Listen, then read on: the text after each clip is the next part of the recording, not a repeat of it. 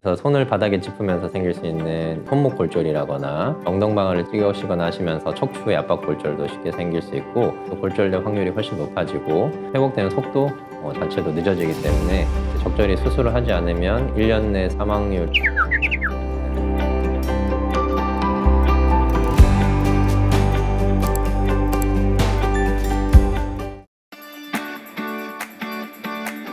연세가 드시거나 하신 경우에는 기타 시야가 흐려진다거나 노안이라거나 백내장 그런 경우들도 생길 수 있고, 시야 확보에 어려움을 겪으시면서 어두운 곳에서 걸려 넘어지신다거나 그런 경우들도 쉽게 생길 수 있고, 아무래도 관절의 움직임도 줄어들게 되고 근육이 굳고 그 넘어짐이나 손상에 대처하시는 대비도 늦으시니까 넘어지실 때 큰 손상으로 이어지기가 쉽습니다. 실내에서도 마찬가지고요. 침대에서 내려오시거나 화장실 가신다거나 할 때도 항상 실내 조명을 밝게 해두시는 것도 중요하겠고요.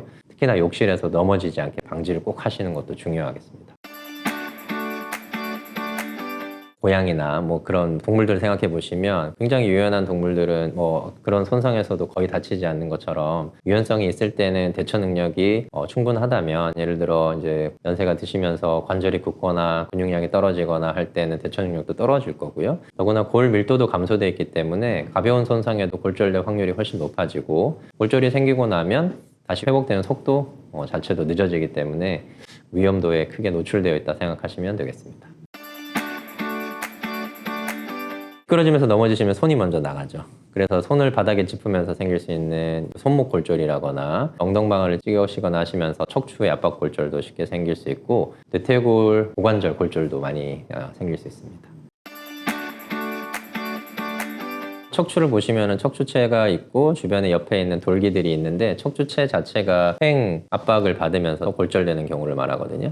압박 골절 자체도 문제지만 압박 골절이 생기면 혹시라도 골편 등이 신경을 누르거나 해서 큰 손상을 일으킬 수도 있고요. 작더라도 골절로 인해서 점점점 척추체가 내려앉으면서 척추의 모양이 영구적으로 변한다거나 주변의 신경이나 근육을 손상시킬 수 있기 때문에 굉장히 위험한 질환으로 생각하셔야 됩니다. 압박 골절을 일으키게 되면 움직이기 굉장히 어려워하시거든요. 침상 생활을 오래 하게 되시면 기타 합병증도 많이 생길 수 있고, 그 압박 골절이나 다른 기타 척추 골절이나 그런 게 발생했을 경우에는 회복도 더디기 때문에 잘 회복하지 못하시는 분들도 꽤 많이 계십니다. 저희가 위험하게 생각하는 건 고관절도 마찬가지고요. 특히나 대퇴골 경부골절이라 그래서 대퇴골 목이 골절되거나 전자간 골절, 어쨌건 대퇴골 앞 위쪽 부분, 골반 부분에 이제 뼈가 골절이 되면 못 걸으시거든요. 계속 침상 생활을 하게 되시고 그러면 못 일어나게 되고, 그러면서 계속 순환이 되기 때문에 대퇴골 골절이 발생했을 때 적절히 수술을 하지 않으면 1년 내 사망률이 50% 정도. 저희가 좀 과해 보이긴 하지만 사실은 골절이 의심된다 그러면 확실하게 찾아봐야 되기 때문에 CT나 MRI 같은 검사까지 권하게 됩니다.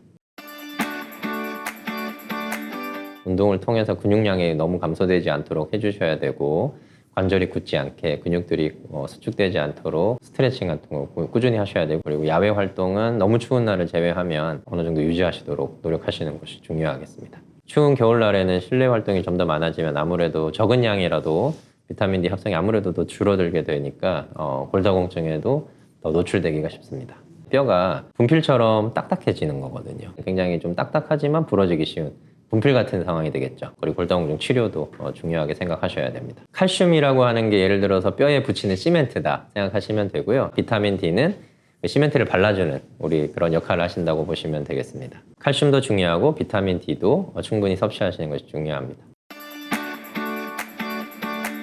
어두운 시야가 확보되지 않는 데서 걷는다거나 미끄러워 보이는 길인데도 굳이 이렇게 가신다거나 하는 건 항상 피하셔야 되고요. 계단에도 특히나 조심하시고, 그 주머니에 손 넣지 않는다, 이것도 굉장히 중요하고 제가 강조드리는 부분 중에 하나입니다. 조심조심 걷는 거 있죠. 예를 들어 펭귄 걸음이다. 미끄러운 길에서는 당연히 하실 수 있는데 이걸 습관처럼 하시면 안 돼요. 그러면 무릎이나 허리에 오히려 부담을 줄 수가 있거든요. 적당한 보폭으로 적당한 속도로 걷는 걸 연습을 해주셔야 되고요. 근육이 유지가 되고 관절에도 부드럽게 해주는 역할을 해줄 수 있습니다.